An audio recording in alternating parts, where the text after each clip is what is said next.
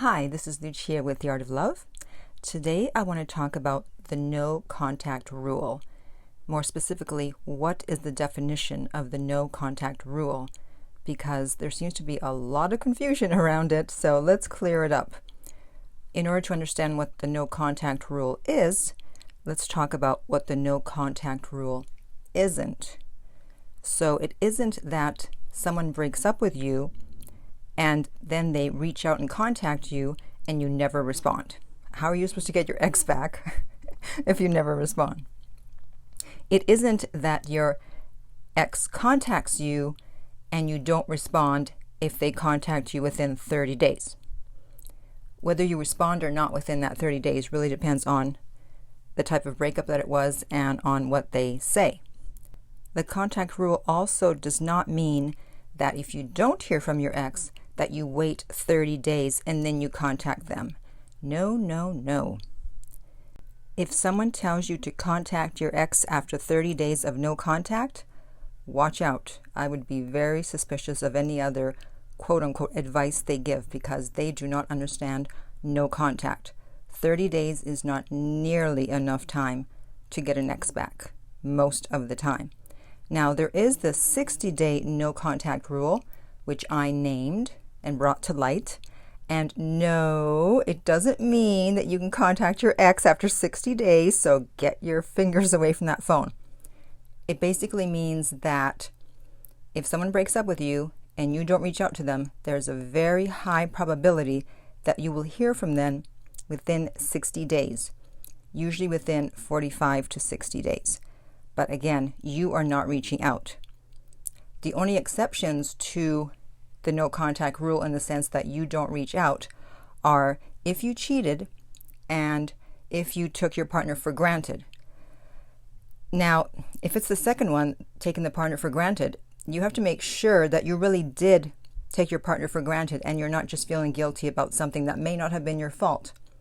Because I had a coaching session recently and the guy wanted to reach out because he thought he had taken his ex for granted. And I pointed out that no, he had not taken her for granted. So if you're not sure, it's always best to find out. You can always contact me for a coaching session, and that's via my website, theartoflove.net. So the definition of the no contact rule, the one that works, is that if someone breaks up with you, you go radio silent. You disappear as if you were in witness protection. You do not contact them. You wait for them to contact you, unless it falls into one of the two exceptions I just mentioned. You cheated or you took them for granted. And even then, you still need to do a no contact period where you just give them some space, because if someone breaks up with you, they generally are not going to get back with you the next day or the next week, unless it was a fake breakup, but that's a whole other story. So when you're in no contact, that means there is no texting on your part, no calling, no Facebook messages, no liking their status updates or commenting, obviously, no Snapchats, no tweets, no going out of your way to stage an accidental run-in, not going to places where you think they might be, not looking at their Instagram stories, anything where they can see that you're following them on social media or any type of contact with them. No. You do not do any of that. Now, obviously, sometimes you have no choice. Maybe you're still living with the person. So in that case, you want to have as little contact as possible. You want to be out when they're home, if possible. If you work with the person, again, you want to have as little contact as possible. Stay away from them, unless, of course, you have to discuss business. Then you're just polite and professional. By doing no contact, you accomplish two things. One is that you have a much better chance of your ex contacting you and possibly wanting to get back together if you just leave them alone and disappear. Obviously, easier said than done, because when someone breaks up with you, your ex is like heroin. They're the drug and you're a junkie and you need your fix. And that's why you can't help it. You want to reach for that phone. But understand that by leaving them alone, even though it may be counterintuitive, there's a higher probability of them contacting you, of them wanting to get back together if you leave them alone. The second benefit of doing no contact is that it allows you to take a step back and be able to see things a lot clearer, be able to think straight, because when you're right in the middle of something, you can't think straight, you can't see the situation for what it really is. A client of mine, he actually has been away from his ex for a year, and there was a little bit of contact in between, and now they're looking at possibly getting back together, and she's starting to act up.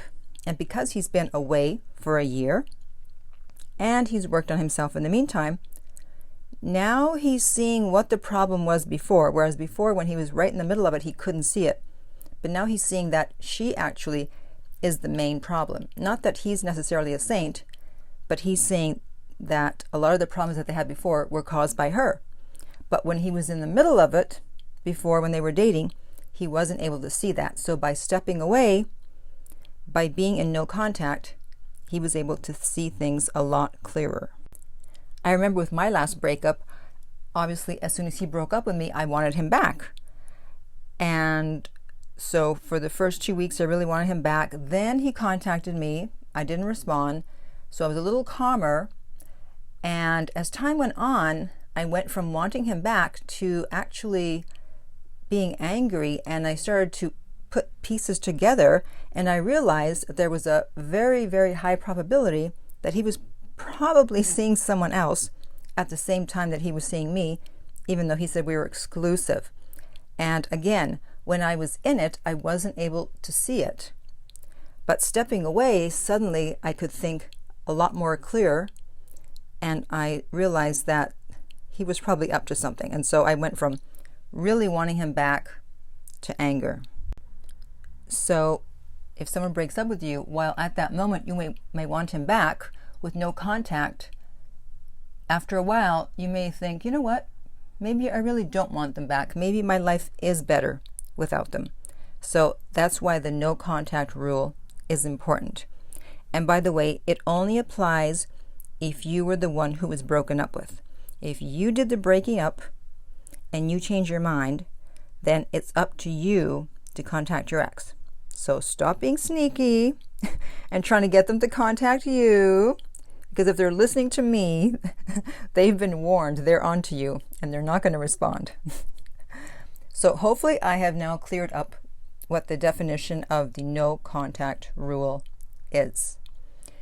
If you have more questions about it and you would like to discuss it in a coaching session, you can contact me at theartoflove.net and we can send you the rates. If you're listening to this on iTunes, I would appreciate if you would rate and review the podcast. If you're listening on YouTube and you gained benefit from this video, I would appreciate if you would comment and like the video. And finally, remember that love inspires, empowers, uplifts, and enlightens.